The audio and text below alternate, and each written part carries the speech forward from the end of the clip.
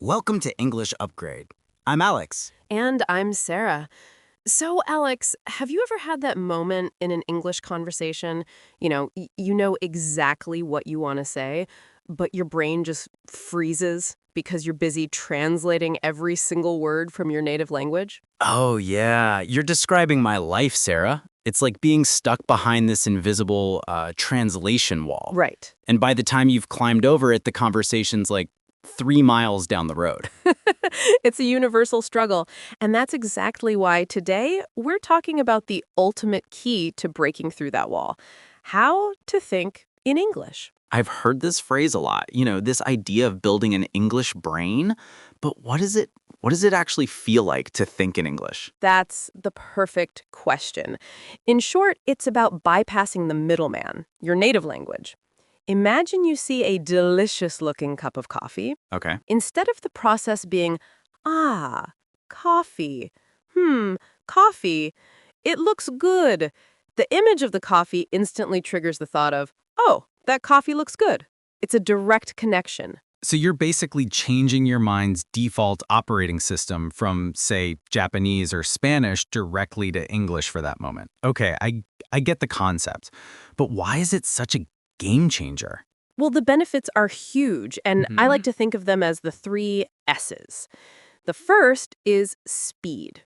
When you remove that translation step, your responses become incredibly fast and fluid. Right. The conversation starts to feel like a rally, not a slow, painful chess match. A rally, I like that. What's the second S? Spontaneity, or I guess naturalness. You stop using those awkward, literally translated phrases, and you start adopting expressions that a native speaker would actually use. Your English just sounds and feels more authentic. And the third S. I'm guessing it's a big one. It is.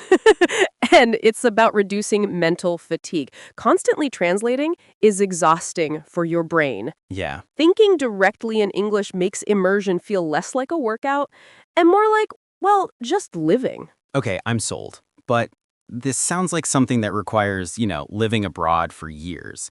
How can we, actually start doing this from our own homes? That's the best part. You can start right now with incredibly simple, tiny steps. The first, and maybe the easiest, is a little game I call word labeling. Word labeling. Sounds interesting. It is. As you go about your day, just look at objects around you and, in your head, stick an English label on them. You see your bed, you think bed. Okay. You see a window, window. Your phone, phone. You're not translating. You're creating a direct connection between the physical object and the English word. That's a great way to start. It's a simple, silent practice you can do anywhere. What comes after we've mastered labeling? You move from single words to simple sentences with simple narration. You become the narrator of your own life. So as you're getting ready in the morning, you think, I'm brushing my teeth. Right. As you're pouring a drink, I'm pouring some water. It forces your thought process into the structure of an English sentence. And again, it's something you can do completely in your head, so there's no pressure of speaking out loud. It's like a private English language monologue. Exactly. And to take that one step further, the third step is to write it out. This could be a one-sentence diary entry, a to-do list for the day, or even your grocery list. Yeah. Buy milk, call mom, finish report. It doesn't need to be grammatically perfect. The goal is simply to practice the act of outputting a complete thought in English. That all makes sense, but I have to ask Sarah, doesn't constantly trying to force yourself to think in English create a different kind of stress? Like you're policing your own thoughts? That is such a crucial point, Alex. And it's the biggest mistake most learners make. The experts are very clear on this. Actively forcing your inner voice to switch to English is often counterproductive. It can create mental blocks and make you feel frustrated. So what's the secret then? How do you practice without the pressure? The secret is to change your goal. Your goal is not to think in English. Your goal is to enjoy 5 minutes of English a day. The ability to think in English is the result, the natural byproduct of small, consistent, and enjoyable habits. Ah. So it should come naturally, not by force. So let it grow on its own. I love that. Okay, let's recap for everyone. Thinking in English is about creating a direct pathway from an idea to English words. And we can start building this pathway with tiny daily habits. That's right. Start with word labeling for objects, move on to simple narration for your actions, and try writing it out with a short list or a diary entry. And the most important rule, don't force it. Be patient, be consistent, and focus on enjoying the process. Your brain will handle the rest. You got it. It's about planting a seed, not building a machine. Well, that brings us to the end of our episode, but before we go, we have a question for you to take with you. Now, here's a question we'd like you to think about. What is one small 5-minute window in your day tomorrow, maybe while you're waiting for the bus, making your morning coffee, or walking to work, Yeah. where you can try one of these simple practices? Just find that one small moment.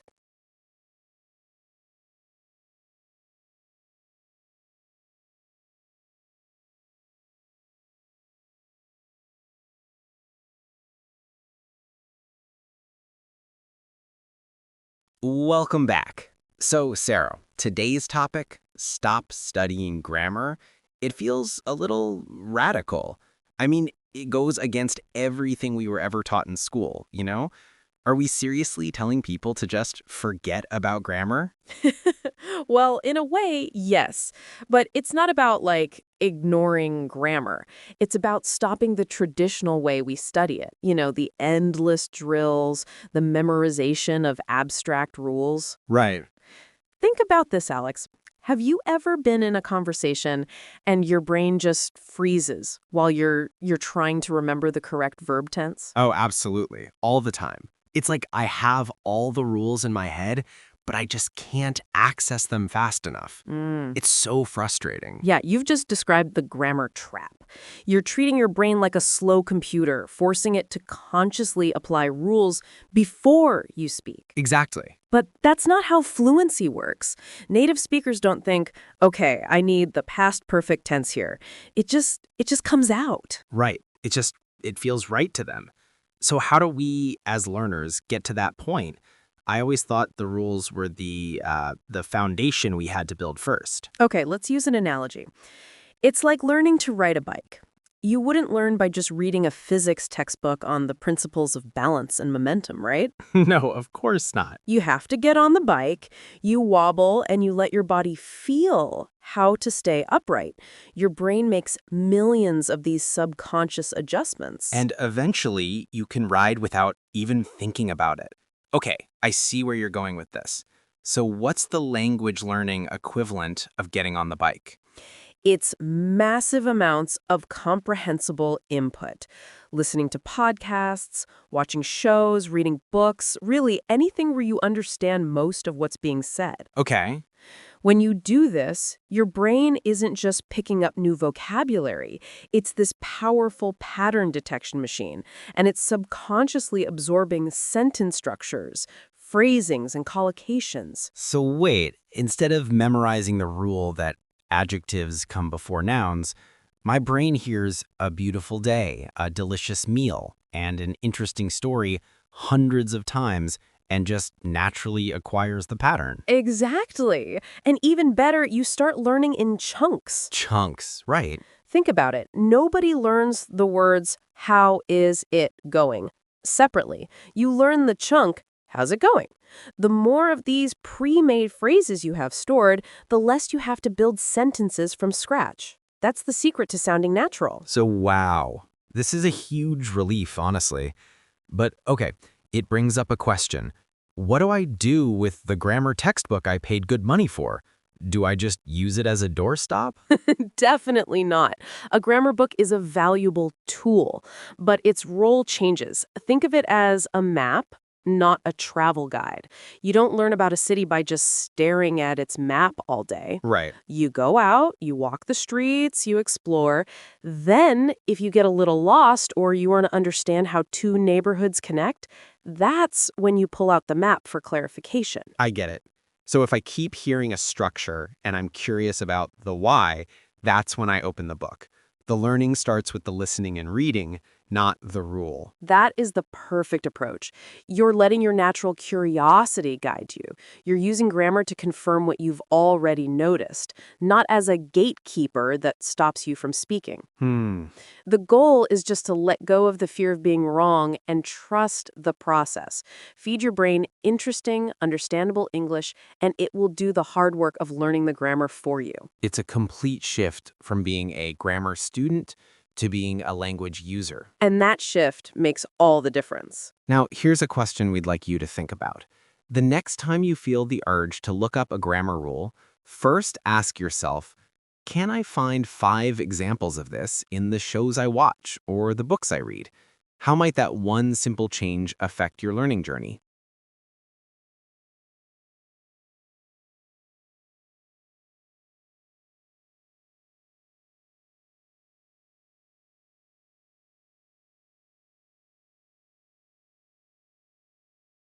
Welcome back to English Upgrade, the podcast that turns your passive knowledge into active skills.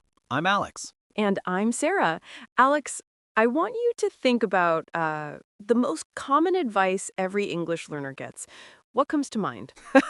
Oh, that's easy. Read more books, listen to more podcasts, the classic input advice. Right. And it's good advice, for building vocabulary. Yeah. But it leaves a lot of learners with the same frustrating question. I understand so much, so why can't I speak fluently? You're describing a feeling I know very, very well. It's like all the words are just trapped in my head and they don't know how to get out correctly. Well, today we're talking about the key that unlocks that door, a technique so simple a lot of learners just overlook it, Okay. but so powerful it can totally transform your speaking ability. The topic is reading aloud. Reading aloud. Okay, I have to be honest. That sounds a little, well, elementary, like something you do in first grade. How does that help an adult learner, with their conversational skills? It's a fair question, but the answer lies in what's happening in your brain and, well, in your body. Okay. Alex, do you see speaking as a mental skill or a physical one? I'd say mostly mental, thinking of the right words, the grammar. See, and that's where we get tripped up. Speaking is also a physical skill. Right. It requires these precise muscle movements from your tongue, your lips, your jaw. And just like any other physical skill, you have to train those muscles.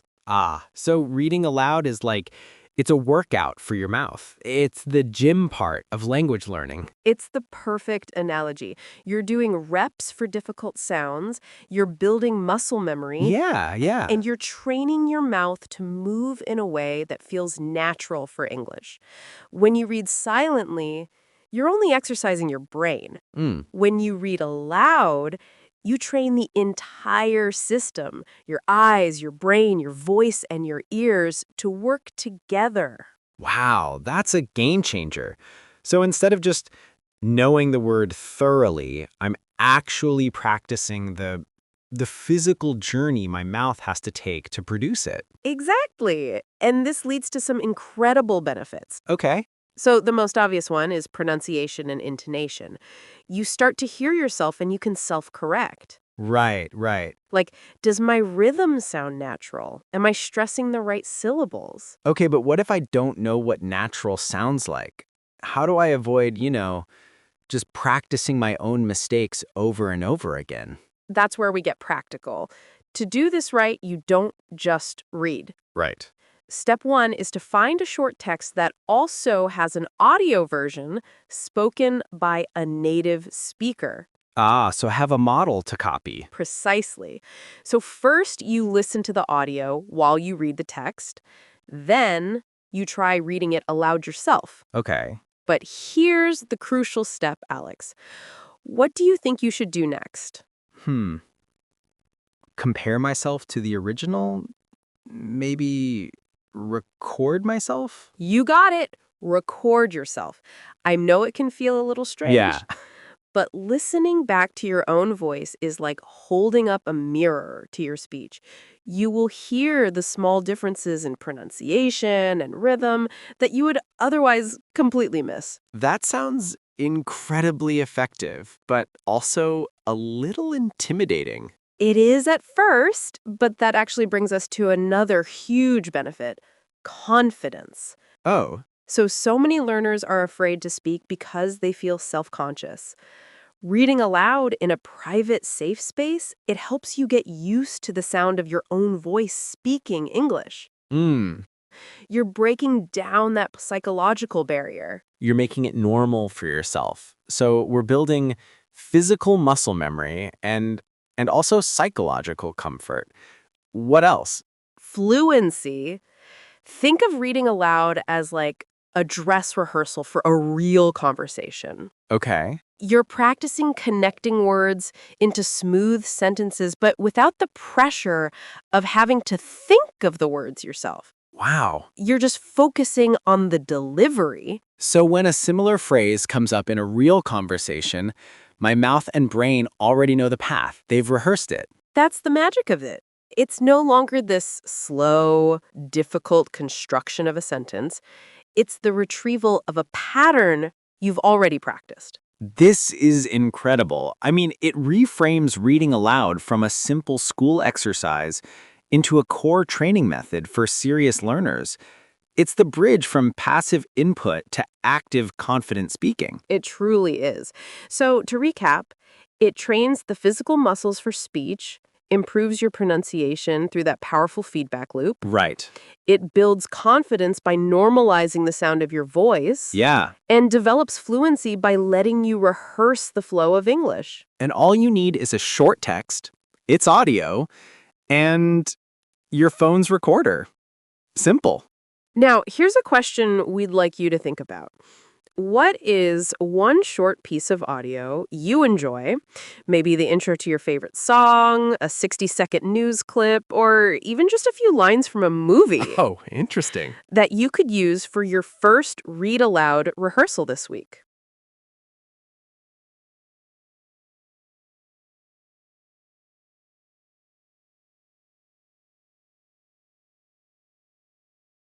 Hey everyone, Alex here. And Sarah, we really hope you're enjoying the episode Oh yeah, and feeling motivated. I know I am.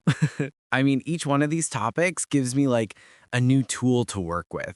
Right, exactly. It feels, I don't know, less like studying and more like finally getting it. That is exactly our mission, to share these powerful, practical strategies that help you build real confidence and natural fluency without all the boring grammar drills. So here's a quick question for you. Are you ready to keep making real progress on your English journey? If the answer is yes, just take a second, like right now, to hit subscribe or follow on whatever app you're using. Yep. You'll never miss an episode, and you'll be the first one to get our latest strategies. It's really the best way to join us for what's next. Totally. So yeah, thanks for listening. We can't wait to see you in the next one.